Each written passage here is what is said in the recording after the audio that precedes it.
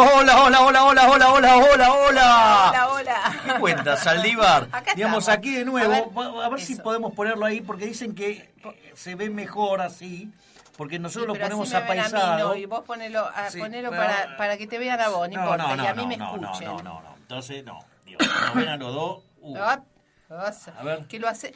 Pobre, Acevedo sufre. Acevedo sufre con esto, pero bueno. Con esto, Nada, bueno, ahí pero estamos. eso es el recurso que tenemos hasta que le encontremos la vuelta. Bueno, no arranca. Sí, ahí arrancó. Ahí arrancó, empezó el aire. Bueno, ahora vuelvo. Ahora sí. Bueno, avisemos entonces que la cadena nacional no hará mella en Demoliendo Mitos. No, para nada. O sea, nosotros vamos Bien. a ocuparnos de hablar sobre el Medidas coronavirus. fiscales. No, sobre el coronavirus.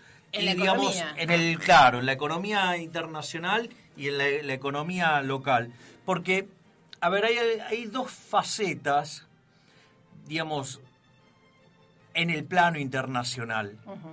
Porque no se puede, digamos, asimilar de manera plena con lo que fue la crisis de Lehman del 2008. 2008.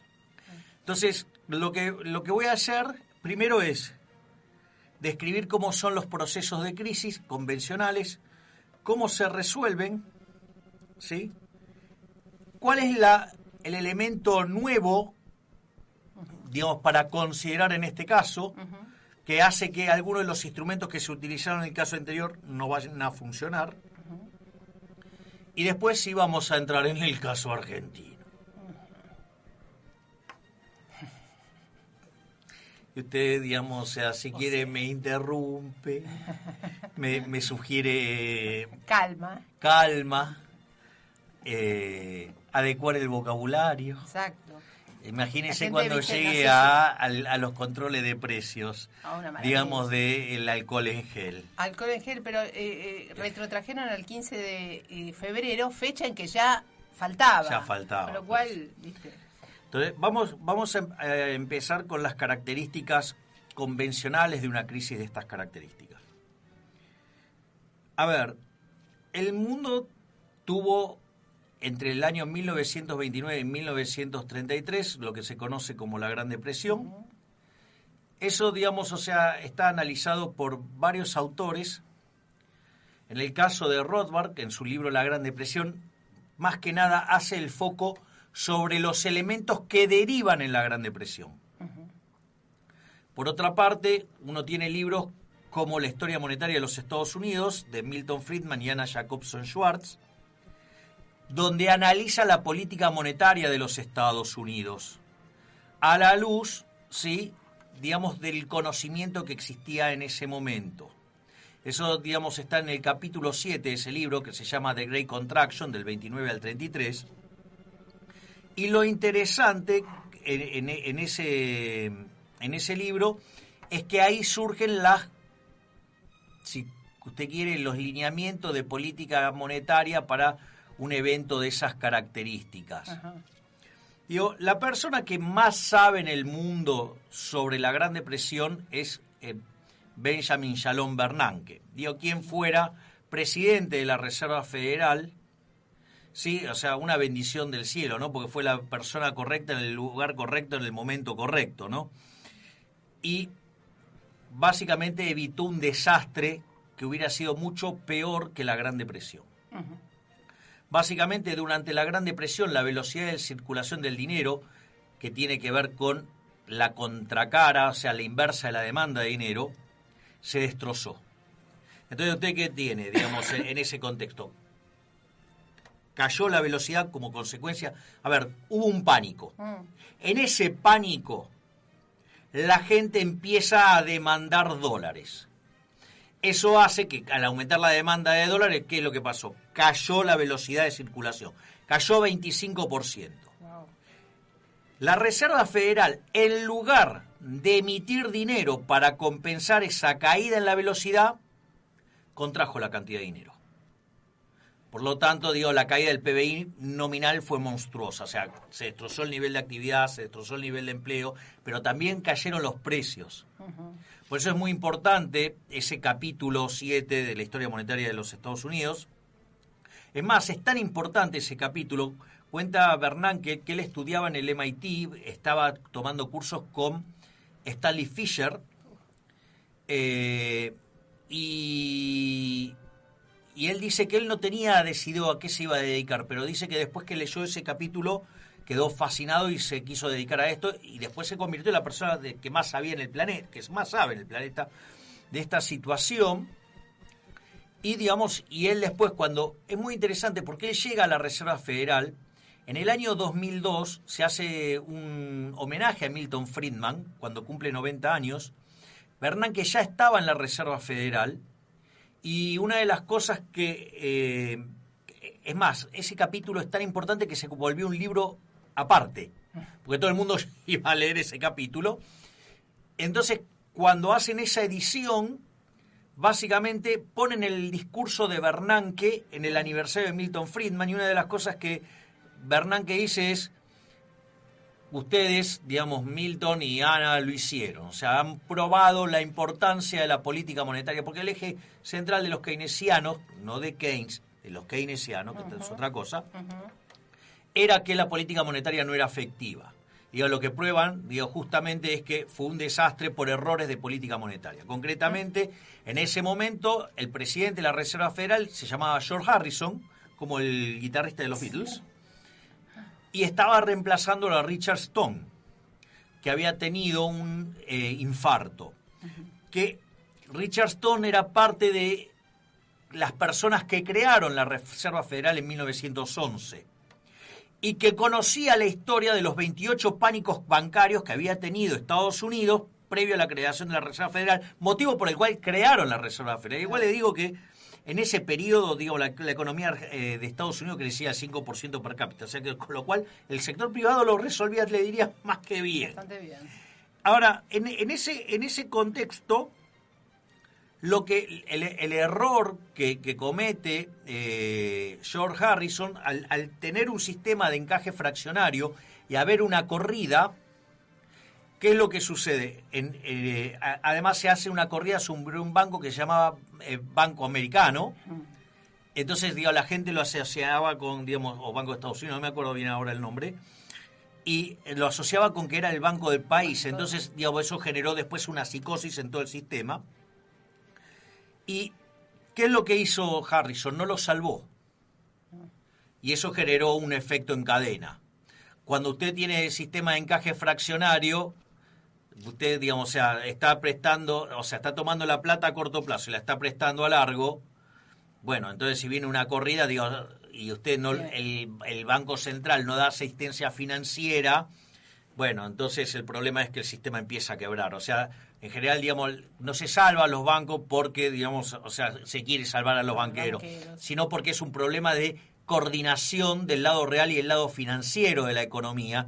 Entonces, cuando eso se descoordina, digo, se destruye el nivel de actividad económica, que es lo que pasó, digamos, en el caso de la Gran Depresión. Entonces, sumada el aumento de la demanda de dinero, sumado el retiro de depósitos, sumado el racionamiento de crédito, eso derivó en una catástrofe en términos de caída del PBI nominal, tanto por la caída del PBI propiamente dicho como la caída de los precios. Eso fue la Gran Depresión. Digo, ¿qué fue lo que se aprendió durante todo ese periodo? Es que esto, digamos, que frente a un escenario de esas características, lo que había que hacer era rescatar el sistema. Básicamente cae Lehman Brothers, no lo salvan por el problema del moral hazard, y después, o sea, terminaron, digamos, sí, ¿saben quién era, muchachos? Era Giacomini, a esta hora, llamando a Giacomini. Mándale un mensaje que estamos al aire. Entonces, el punto es el siguiente. Uno tiene que lo dejan caer a Lehman y después terminó saliendo muchísimo más caro eso. O sea, pero digamos, o sea, se arregló la situación. ¿Cómo? O sea, pero mire qué interesante esto, porque la cantidad de dinero se triplicó en la economía americana. Y aparecen los cabeza de pulpo, que me encanta esa definición que dio Feynman, mejor que la de cabeza de termo, porque veo que el pulpo tiene la mierda dentro de la cabeza también. Entonces, digamos, los cabezas de pulpo dicen, la Reserva Federal triplicó la cantidad de dinero y no hubo inflación. No, claro, porque emitió contrademanda de dinero.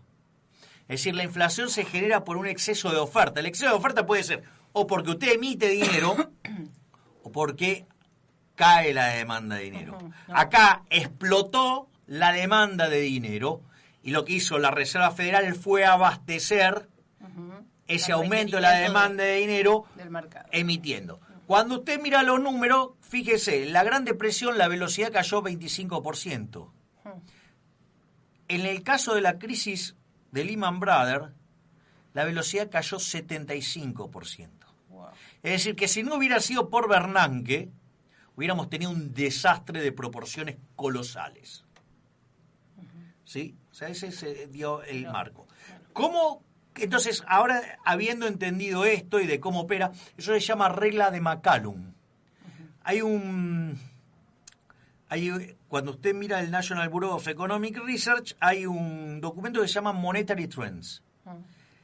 Y ahí computan, digamos, la regla de McCallum y el cómputo de la velocidad. Entonces, ahí es posible ver el desastre en términos de velocidad, de cómo se destruye la velocidad, es decir, aumenta la demanda de los activos emitidos por el gobierno. Entonces ahora voy a dar el contexto teórico para que entendamos lo que está pasando. Cuando se ocurren estos procesos de pánico, o sea, por ahora solo describí lo que pasó en la Gran Depresión y lo que pasó durante, digamos, la crisis subprime.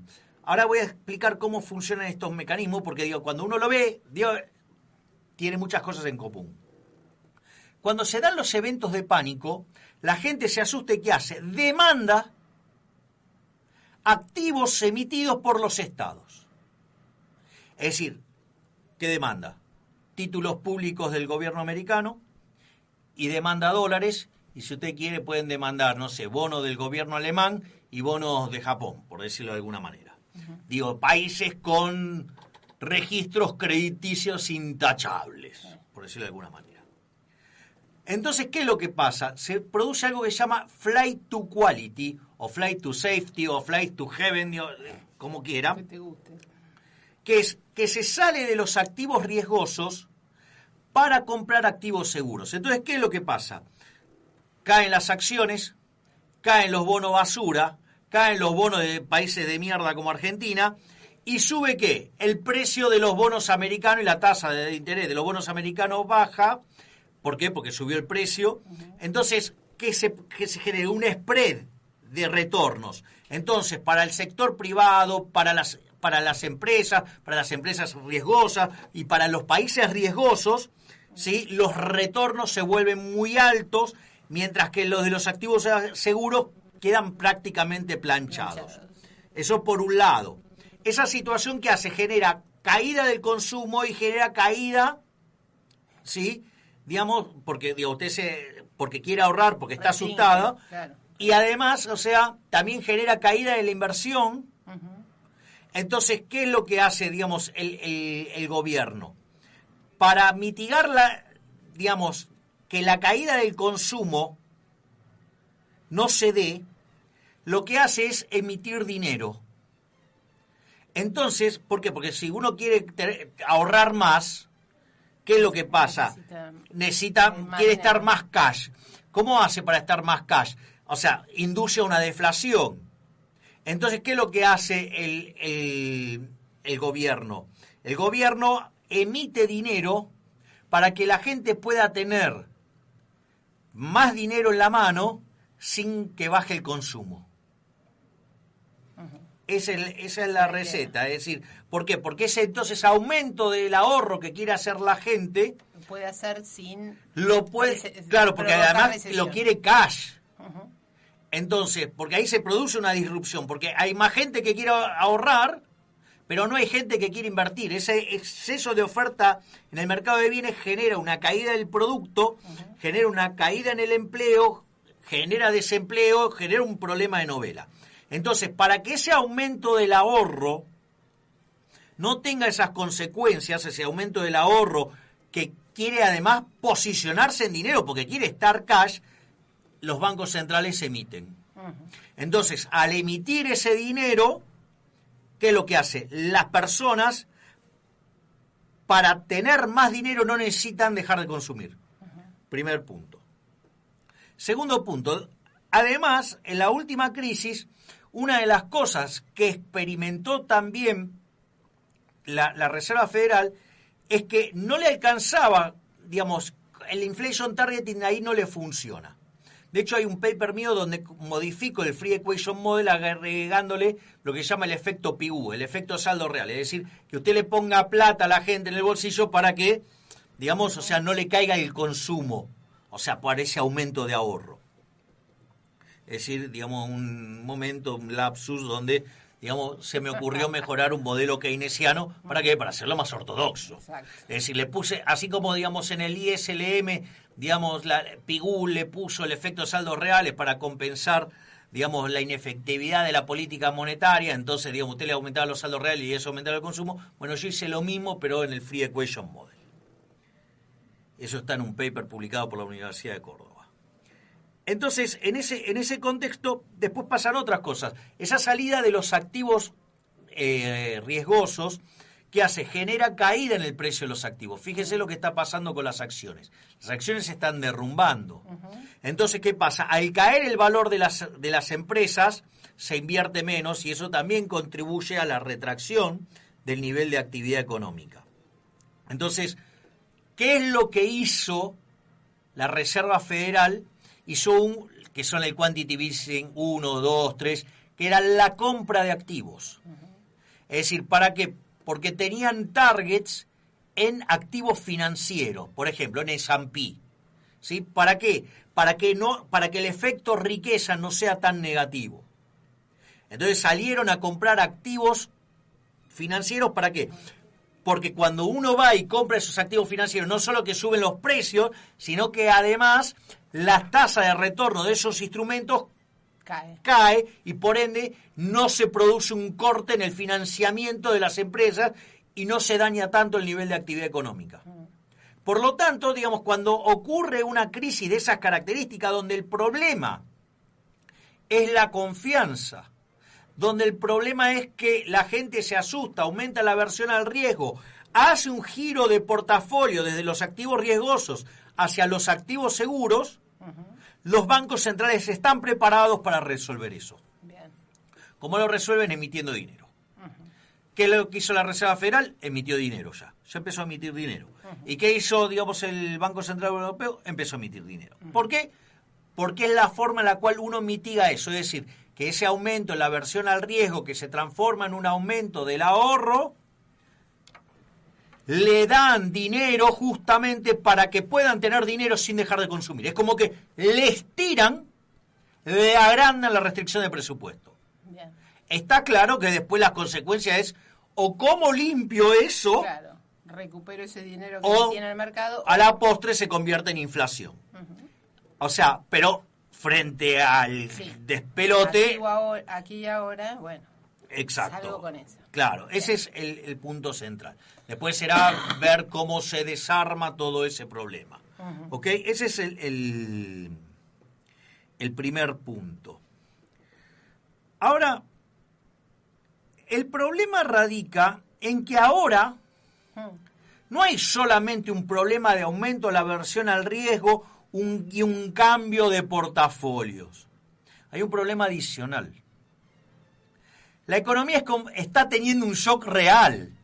Esto, podría ser pensado en términos de teoría de los ciclos reales, donde ahora hay un shock de productividad negativa.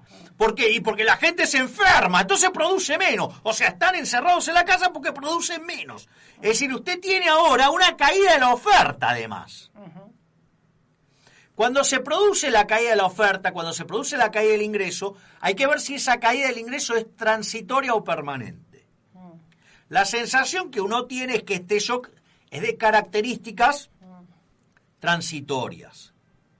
Si el shock es de características transitorias, el ingreso permanente de los individuos no varía prácticamente. O sea, porque perderán, no sé, un poquito este año de ingreso, lo que fuera. Entonces, claro. Entonces, ¿qué pasa? El valor presente de mi riqueza no varía mucho. Y como mi consumo está determinado por mi riqueza, entonces el consumo no varía mucho, casi no se mueve, por decirlo de alguna manera. Entonces, ¿qué pasa? La caída esa del ingreso, con un consumo que no cae, de hecho, digamos, ponen guita para que no se caiga, ¿qué es lo que hace? Hace que el ahorro se contraiga. ¿Sí? Y esa contracción del ahorro, Dios, tiende a generar ¿qué? Una suba de la tasa de interés. ¿Para qué? Para que el consumo se acomode y de esa manera no haya presión en precios. Bien. Bueno, en realidad acá, digamos, como están inyectando guita para que no se caiga el consumo, digamos, lo que va a pasar es que va a haber más presión sobre los precios. ¿Por qué? Porque en realidad, digamos, yo tengo una contracción de oferta y estoy emitiendo para que no se me caiga el consumo. Claro. Entonces, o sea, digamos, va a haber más presión de precios. Pero a la luz del despiole de financiero que tengo, que además tengo una fuerte suba en la demanda de los activos seguros, digo, no puedo, digamos, hacerme loco y arriesgarme, digamos, mucho sobre eso. O sea, esa es la característica. Pero también están pensando bien. Fíjese cómo arrancó el discurso de Trump. Bajando más impuestos a las empresas. O sea, ¿para qué? Para que ese shock negativo que impacta sobre la oferta la estire por otro lado. O sea, digo, Trump está dando clase de economía a un ejército de pelotudos, digo, que lo subestima sistemáticamente. El tipo entiende mejor que cualquiera, ¿no? O sea, porque fíjese, esto es muy interesante. Cuando era la discusión de la Reserva Federal, ¿cómo va a estar discutiendo con el presidente de la Reserva Federal por la tasa de interés? Entonces, no, mirá qué pelotudo. O sea, ok, yo comprendo que no es la forma. Claro. ¿Ok? Yo comprendo que no es la forma. Ahora, ¿el argumento está mal? No está mal, porque en lugar de pensar como un keynesiano, Trump, piensa, digamos, en el modelo intertemporal. Si yo, digamos, bajé los impuestos y aumenté la productividad de la economía y la oferta se expande, la tasa de interés de equilibrio más baja. Con lo cual no tenía un error el argumento de Trump. El argumento de Trump es impecable. Ahora, bueno, digo, si no han leído el libro de Barro, muchachos, lo siento. O sea, el libro de macroeconomía de Barro. Si no comprenden la lógica de la intertemporalidad, lo siento. Si no comprenden, digamos, o sea, un marco analítico intertemporal. ¿Vos decís que Guzmán no está haciendo parecido? Bien, ok, eso digo, entonces, eso es lo que está pasando en el mundo. Sí. Digo, creo que expliqué todo, digamos, la respuesta de los bancos centrales, digamos, lo que está pasando con la economía. Ojo, no se puede bandear con la política fiscal. ¿Por qué? O sea, esta no es política fiscal expansiva aumentando el gasto. Porque eso es tirar nafta al fuego. La política fiscal expansiva tiene que ser ¿con qué? Con baja de impuestos. Que es lo que está haciendo Trump. No sé qué está haciendo Europa. Europa, lo único que atinó a hacer por ahora es inyectar dinero. Emitir. Digo, es más, Lagarde dijo, esto es igual al 2008. Entonces empezó a emitir. Pero hay una parte que se parece al 2008. Lo que está acá nuevo es que el shock de oferta negativo. ¿A quién les va a pegar más? Que eso también es importante. Y a las actividades recreativas. Es decir, yo hoy hablaba con Oscar González Soro, que es un periodista fabuloso, digamos, que es inquieto y como es... curioso, pero honestamente curioso. Sí, legítimamente claro, curioso. legítimamente curioso. Quiere saber, y digamos, si él tiene mucho respeto por aquellos que explican bien, por lo tanto permite explicar, claro. O sea, salen unas notas verdaderamente formidables, y entonces, digamos, lo que yo le explicaba era, por ejemplo, cómo impactaba en distintos activos, ¿no? Entonces, por ejemplo, él ama la ópera, entonces hice el caso, por ejemplo, supongamos que él fuera el dueño de la ópera de la Scala de Milán. Bueno, digo, están todos los italianos encerrados. ¿Qué va a pasar? No va a ir nadie. No va a ir nadie. ¿Qué va a pasar con los ingresos de la Scala? Digo, se van a caer. Al caer los ingresos le empeora el flujo de fondos. Por ende, ¿cuánto vale la empresa? Y vale menos. Vale menos. Entonces, como vale menos, ¿va a invertir más o va a invertir menos? Va a invertir menos.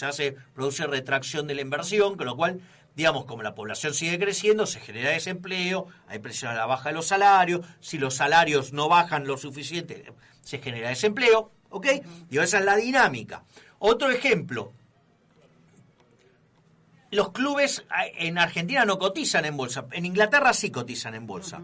Pero supongamos, no sé, River el otro día jugó. La cancha estaba vacía. ¿Qué quiere decir? Que los ingresos le cayeron. Por ende, digamos, los ingresos de los clubes de fútbol van a caer. Por ende, digamos, su valor, si cotizaran en bolsa, van a caer. Vaya, y miren lo que va a pasar con los clubes ingleses que cotizan, van a bajar todo. Los precios. Por ejemplo... Teatros, museos, hoy mal. Bueno, exacto. Muchos son museos del Estado, pero hay muchos privados, más en el mundo. Claro. Entonces, imagínense el Metropolitan de Nueva York. Claro. ¿Sí? Digamos, donde ellos bancan las compañías, o sea, el Estado solamente pone para mantenerlo. Sí. ¿No? Pero después es a riesgo empresario. Exacto. Digo, por eso tiene la mejor ópera del mundo. ¿Sabe que tuve la dicha de ver a Ana Netrebko, a Angelina Georgiou, digamos, en el Metropolitan de Nueva York? Sí, digamos, he tenido el privilegio de... la he visto a Netrebko antes de estar embarazada, estando embarazada, después del embarazo, o sea, una... pero bueno, nada. ¿Cómo cantaba? ¿Igual? ¿De bien? Sí. No, Netrebko es increíble. Es más, tuve la dicha de ver a un barítono que se llama Thomas Hampson. Ajá. Yo le puedo asegurar que si abrían la puerta del Met, se seguía escuchando. Lo vi haciendo el papel de Giorgio Gremont, el papá de Alfredo Gremont en La Traviata. Un espectáculo. Miré que yo ese papel se lo vi a interpretar a Juan Pons, se lo vi a interpretar a Leo Nucci, se lo vi a interpretar a... No a Cuatros de Copa. Sí. Este hijo de puta cantaba. Yo creo que usted se sentaba en la fuente, o sea, mientras que se reflejaba se lo escuchaba. Una cosa, nunca en la vida vi a un tipo con un caudal de voz semejante. Pero volviendo a eso, entonces, esta crisis tiene el pánico, pero tiene el shock real. Y esto es muy importante, porque ¿sobre qué parte va a pegar más fuerte? Sobre los servicios. Y las economías modernas son intensivas en servicios. Bueno, todo lo que son aviones, ¿no? Bueno, fíjese, digamos, ¿por qué se destruyó hoy el precio de Boeing? Claro. Porque tenía encargado 46 aviones, le dieron de baja. Usted va a un hotel, se destruyó. Los precios de los pasajes se destruyeron. Entonces, eso es lo que hay que entender. Si encima, además, cierran las economías, obviamente que la calidad de vida, de esas economías, va a empeorar. ¿Por qué? Porque baja la productividad, porque la sustitución con los bienes domésticos, va a generar productos de peor calidad, más caros, o sea, va a haber un deterioro de las condiciones de vida de todos. O sea, lo que están evitando lo que sí pueden evitar es que el impacto en el lado financiero sea menor con la política monetaria. Y en el lado real, corriendo al Estado, devolviéndole guita a los que producen. Olvídate. Bien, ese es el contexto internacional. Ahora vamos... Acá. El mundo y la Argentina. Primer punto. Guzmán, la reputísima madre que te remil parió. ¿Podés ser tan pelotudo? Sí. A ver, si no, cada día se supera más. Se supera a sí mismo. Es un caso interesante. ¿Qué es lo que dijo? Frente al caso del coronavirus, nosotros vamos a emitir dinero. No, pelotudo. Es decir, demandan activos emitidos por estados razonables. Claro. Es decir, no van a demandar pesos, pelotudo. Es decir, el argentino cuando se asusta no demanda pesos, demanda dólares. Claro. Entonces, ¿qué es lo que pasa? Lo que pasó hoy. Claro, el contado con liqui sacó 90. Obvio. ¿Pero qué dice este pelotudo? No, vamos a emitir dinero. Claro, porque en Estados Unidos cuando aumenta la versión al riesgo, ¿usted qué hace? Emite dinero. Claro. No, acá cuando aumenta la versión al riesgo, la gente sale del peso y se va al dólar. Con lo cual, si usted le tira pesos, es tirar nafta al fuego. Este pibe es un pelotudo. ¿Qué, tío, dónde carajo nació? Bueno, pero estuvo mucho en Estados Unidos. Ah, entonces se convirtió en un pelotudo o le entró un pedazo de mierda en el cerebro y no razona. Es decir, a ver, pero aparte, mire, Dios, esto es muy fácil. Yo ahora, vamos a ponerlo, así. Primero los datos. Claro, vamos a hacer, el auténtico, primero los datos. Vamos a chequear esto. ¿Qué es lo que dije yo? Uh-huh. Que usted lo que observa es un aumento en la demanda de la moneda doméstica que no es tan fácil de ver.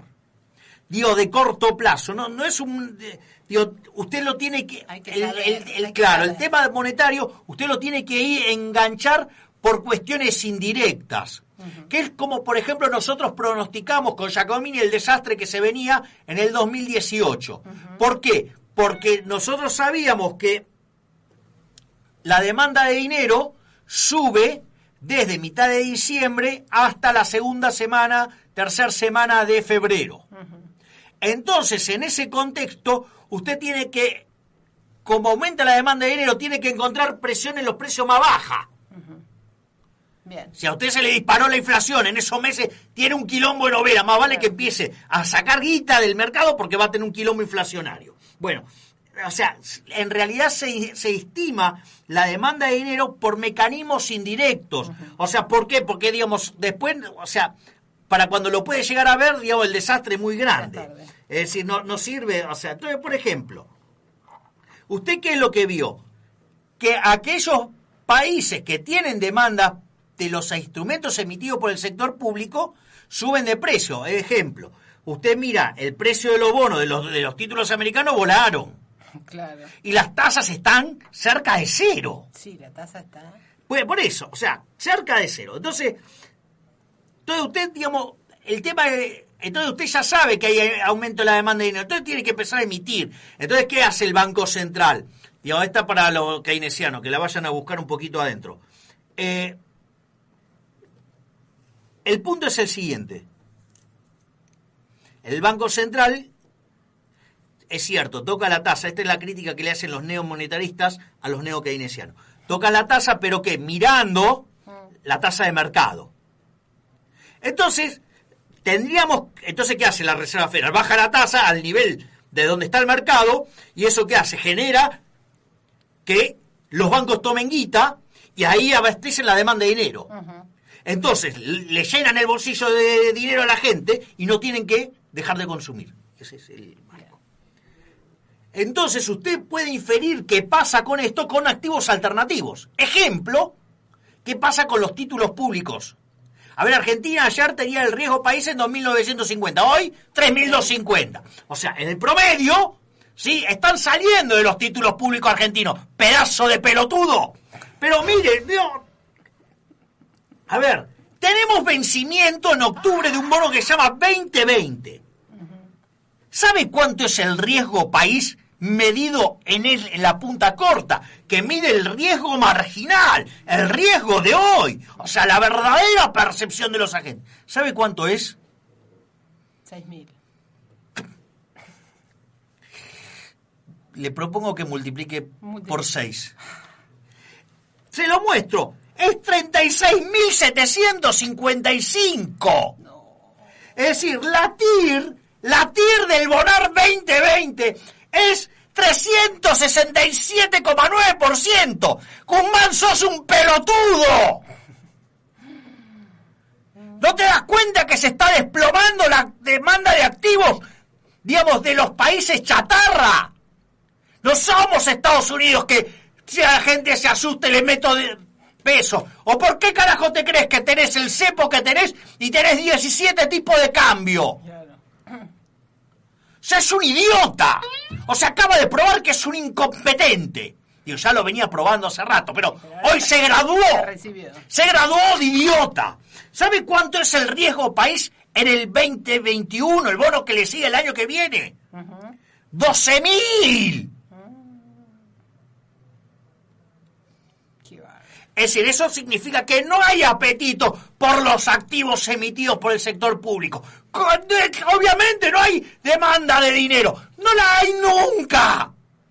O sea que esta suba la produjeron ellos, la suba del paralelo de hoy. Pero claro, si además inyectan guita. Claro. Todas las monedas se devalúan, pero todos los bonos caen. Pero digo, nosotros le ganamos a todos en todo. Ese es el problema. Es decir, el riesgo país de Brasil sube, pero 300, 200, 300, por ahí anda. Sí. Nosotros, digamos, o sea, 3.250, la punta corta 36.700. Disparate. Entonces, digo, esto es nafta al fuego. Nafta al fuego. No solo eso, porque yo digo, entonces, digo, ok. También esto está contaminado por la pésima negociación de la deuda.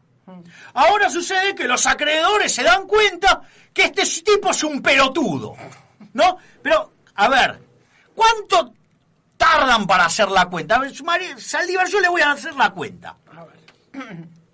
La capacidad de pago de un país viene dado por el valor presente de su superávit primario futuro. Si usted ese proceso se podría capturar como una progresión geométrica convergente, con una tasa del 7% de la que habla Guzmán, con una tasa de crecimiento del 2%. Bueno, él dice que va a tener un superávit primario de acá a 3 años en moneda, digo 4 si usted quiere para redondear, de 1 punto del PBI. Entonces, 1 punto del PBI con esa tasa de crecimiento del PBI, con esa tasa de interés, usted multiplica por 20. O sea que puede pagar 20 puntos del PBI. Cuando usted toma la relación deuda-producto de Argentina es 90. O sea, eso significa que, ok, no le paga a los jubilados, o sea, jubilaciones de mierda futuro. No le paga el Banco Central, o sea, tasa de interés, de inflación más alta futuro. Ok, quedan los acreedores privados. Ahora, ¿sabe cuánto es la cantidad de deuda en términos de PBI de organismos multilaterales? Fondo Monetario Internacional, Banco Mundial, BID, CAF. 20. Es decir, que el ajuste que está proponiendo sirve solo para pagar la deuda de los multilaterales. Es decir, ¿cuánto entonces le puede ofrecer al bonista privado? ¡Cero! Y cualquier cosa que le ofrezca es una mentira. Porque de acá a 4 años, yo no, digo, primero, que la economía no va a crecer porque no crece por estímulo de la demanda. Digo, ahora encima quiere emitir para producir estímulo, o sea, digo, como si viviera en Estados Unidos. Y no solo eso, además, o sea, digo, no vamos a poder pagar nada. Redondeamos, vamos redondeando. Porque... Bien, entonces, digo, ese es el otro punto. Entonces, digo, a ver, Argentina... ¿Cuáles son las 2 alternativas que tiene? Las 2 que tiene son una mierda. Perdón, y agrego, y esto agregar más, porque ya venían emitiendo, pero emitirán más. ¿No va a pegarle directamente a la inflación? También. Bueno, esto es lo que quiero, es la parte delicada con la cual quiero terminar esto. Claro, dale. O sea, usted acaba de darme el pie en la llaga. No importa, digamos, o sea, Argentina tiene una situación de desequilibrio. Entonces, o hace el ajuste o no lo hace. Olvídate. Si no lo hace, la piña que nos vamos a pegar es monstruosa. Monstruosa. Si hacemos el ajuste, ¿qué es lo que va a pasar? Va a caer, digamos, al hacer el ajuste, aumenta el ahorro. Al aumentar el ahorro, como se hace en un contexto de que no hay confianza, no hay inversión. Por lo tanto, lo que va a hacer es que genere un exceso de oferta de bienes que haga que caiga el nivel de actividad económica, que caiga el empleo, que caiga el salario real, que haya más pobres y que haya más indigentes. Esa es una situación.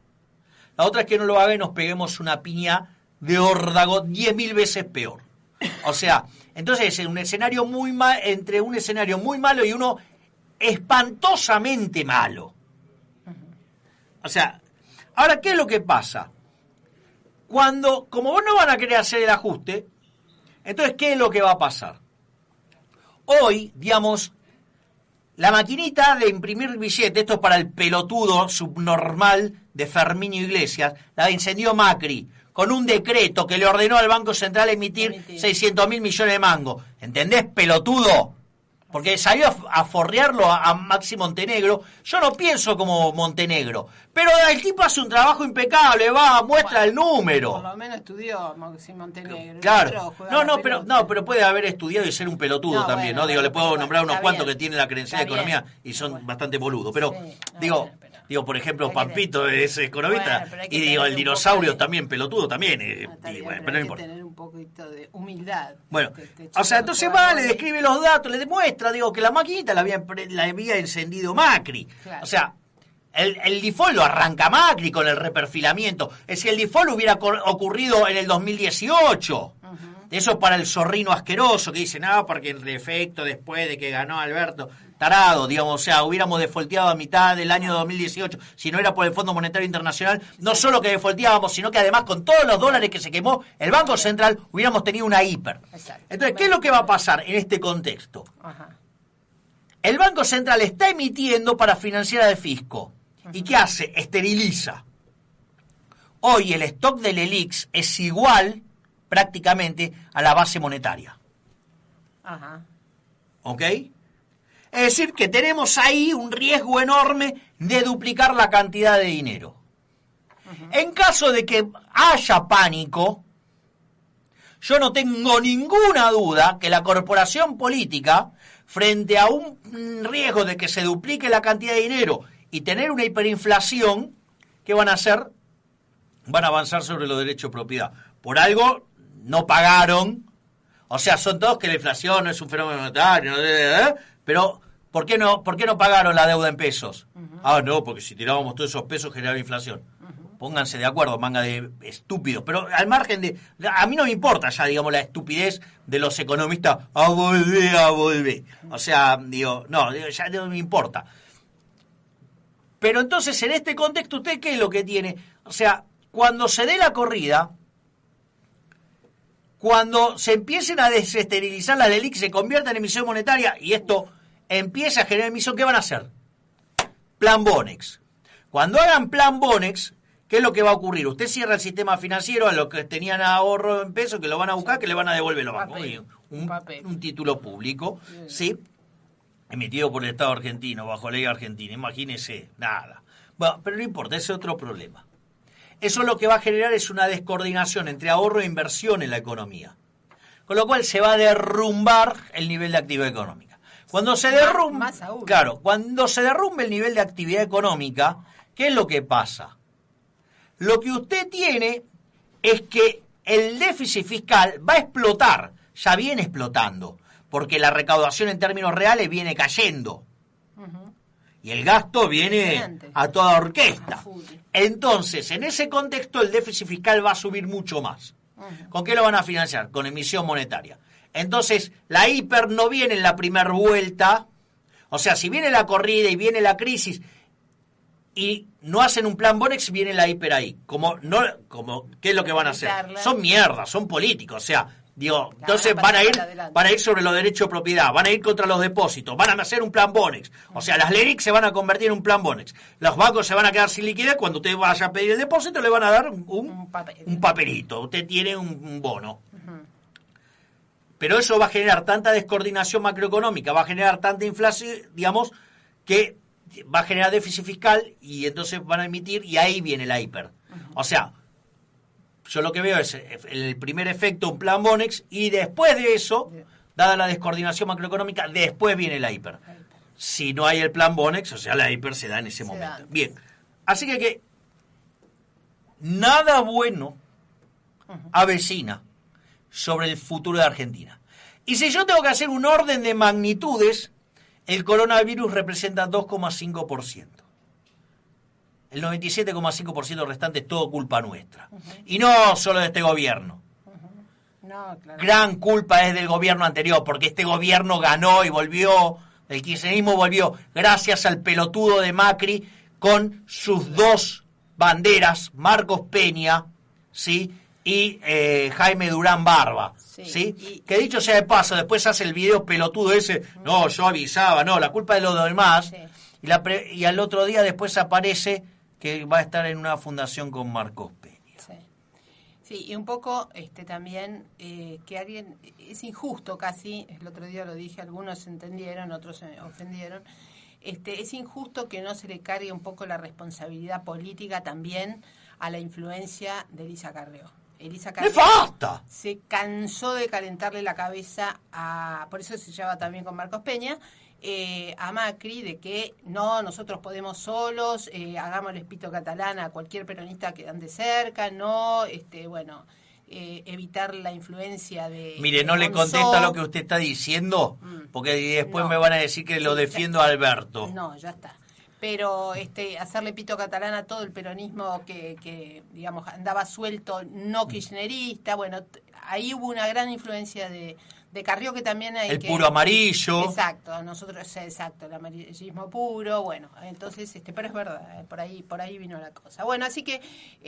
¿Vamos a la pausa? Vamos a la pausa, vamos...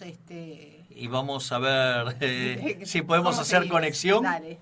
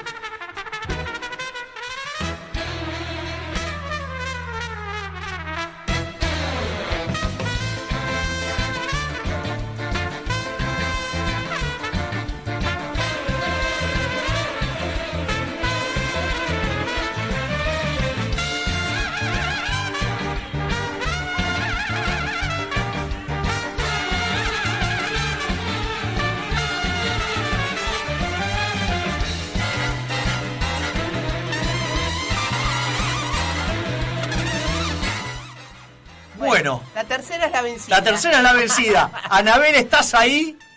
Hola, Javier.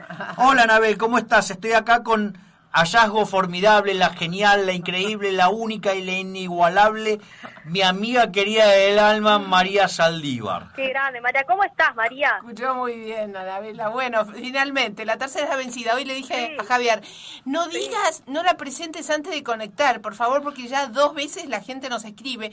Y habían dicho que iban a hablar con una chica y no hablar. Bueno, entonces, Claro. acá estás. A ver, Finalmente. el tema es el siguiente. El motivo por el cual te convocamos es porque vos has hecho una investigación Sí. sobre adoctrinamiento en la Universidad de Buenos Aires, un tema que tanto, digamos, Diego Giacomini como yo venimos levantando recurrentemente, y de hecho cuando hoy veníamos en el auto con María justamente hablábamos de eso.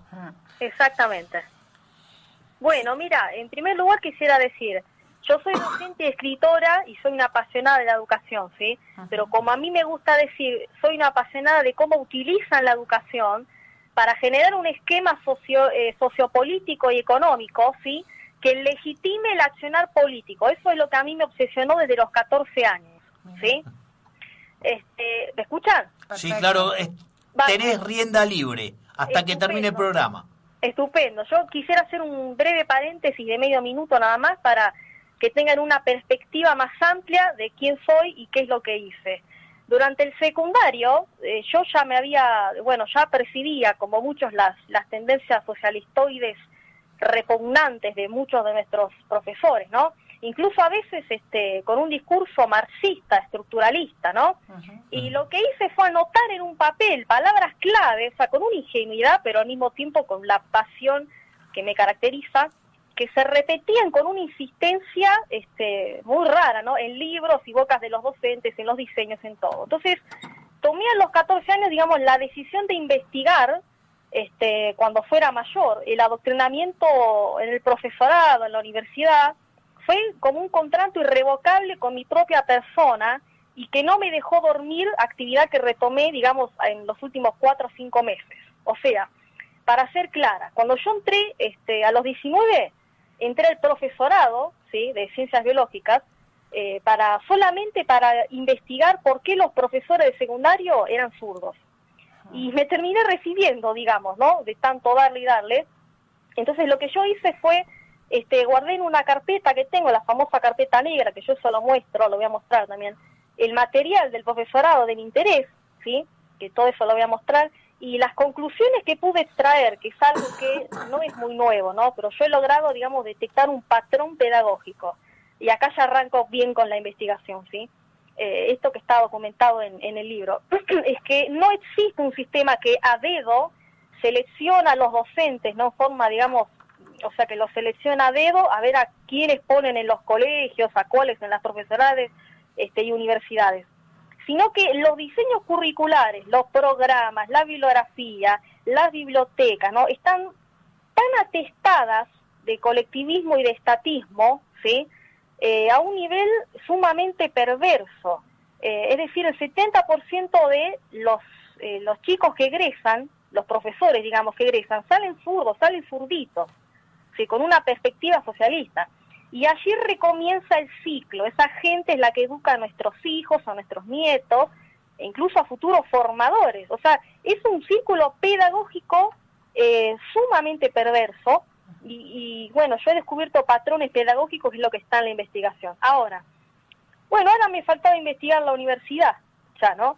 Entonces lo que hice, seleccioné la UBA y estudié como espía, dicho simpáticamente, es decir, hice como un espionaje de estudio. Vos sumale 2 años del profesorado, porque si son 4 años, 2 años del profesorado, tiene que ver con didáctica, pedagogía, no todas las que me interesaban más 3 años universitarios, fueron 5 de los últimos 16 años.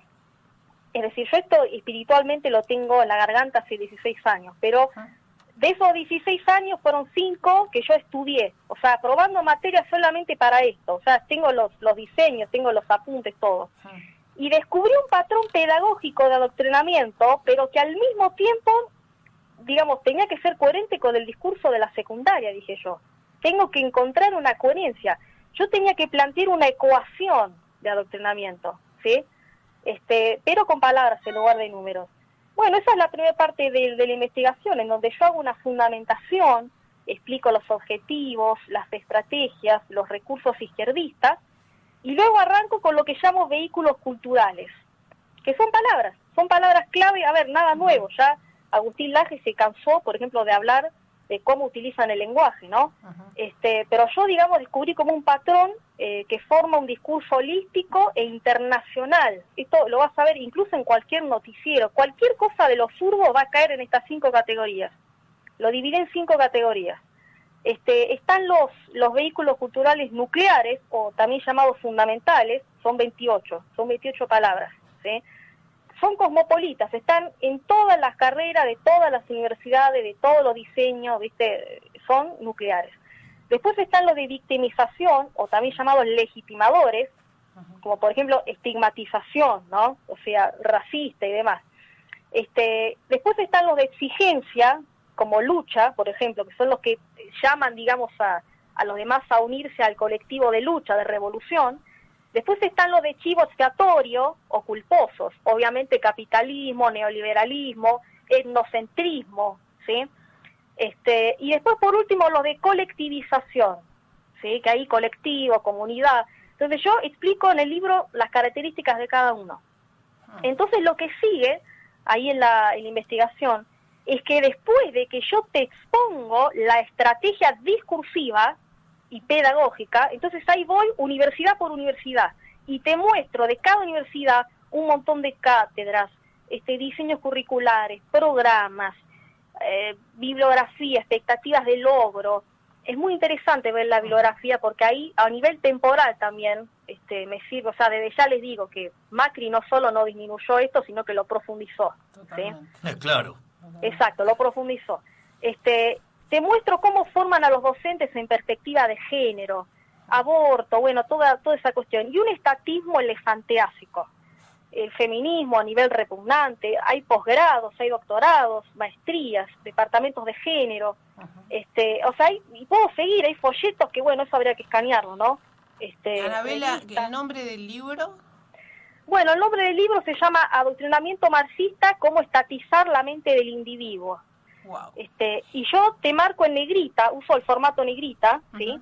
Para marcar esas palabras clave. Pero primero viene la explicación y después viene todo lo demás, que es la mayoría del libro. ¿Cómo lo conseguí? Filmé. ¿Dónde está el libro? ¿Está en librerías o No, hay que bueno, la conectarse con investigación, vos? o sea, yo ya tengo el texto, ¿sí? Y yo quiero creer que para un par de meses ya lo vamos a tener editado. Okay. Entonces, toda esa, y con esto ya voy terminando, toda esa salida de campo que yo hice, porque también visité muchas universidades y firmé muchas cosas, tengo audios de bibliotecas, ¿no? Es muy tragicómico, porque yo le voy preguntando, y Rothbard, y Mises, ¿no? Y Hayek, y Milton Friedman, y la mía decía, no, en la computadora no hay nada. Claro. Yo le decía Keynes, y ahí hay un montón. Claro. Entonces le pregunté, dice, no, lo que pasa es que los profesores no piden ese material, ¿no? Claro. Entonces, sumado a todos los datos que había recolectado por tantos años, ¿no? De estudio también, bueno, todo eso había que comprimirlo en un libro. O sea, había que hacer una transposición didáctica y condensarlo en forma coherente y descubrir un patrón, una ecuación, ¿sí? Y la ecuación es simple, en donde el valor de X es adoctrinamiento, es decir, todo lo que hablen en la tele, en la radio, ustedes, los economistas, los politólogos, cualquier problema de este país no tiene sentido porque va a estar afectado por el valor de X. O sea, es en función de X, que es el colectivismo que tiene en la cabeza el argentino promedio. Hasta que no se solucione esto, que a eso yo me voy a abocar, hasta que no se solucione esto, nada de lo que discutamos, nada va a tener sentido. Anabel, sí, se nos terminó el tiempo. Por favor, no hay problema. Muchísimas gracias y vamos a volver, claramente. Obviamente, con este mazo. Por supuesto. Bueno, muchísimas gracias. Gracias, Anabel, un placer. Mucho. Gracias por tu trabajo. No, por favor. Nos estamos despidiendo. Claro, y nos vemos la semana que viene. Coronavirus mediante. Exacto. Que lo pase bien, buen Y fin de usted semana. también, gracias igualmente.